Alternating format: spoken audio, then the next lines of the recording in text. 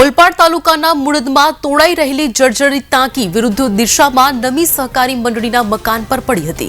પાણીની ટાંકી છેલ્લા કેટલાક સમયથી જર્જરિત હાલતમાં હોવાથી ગ્રામજનો દ્વારા ટાંકીને દૂર કરવા રજૂઆત કરાઈ હતી, જે બાદ ટીટીઓની મંજૂરી મળતા જેસીબીની મદદથી ટાંકી તોડી પાડવાની કામગીરી હાથ ધરવામાં આવી।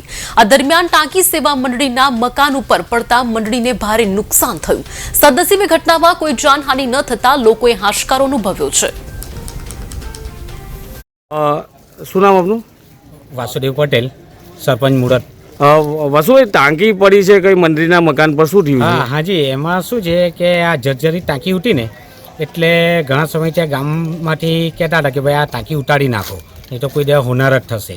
એટલે મંડળીમાંથી બી પંચાયતને લેખિતમાં મળેલું હતું, એટલે અમે ટીડીઓ સાહેબના ને એના ઓર્ડરથી આ કામગીરી કરતા હતા।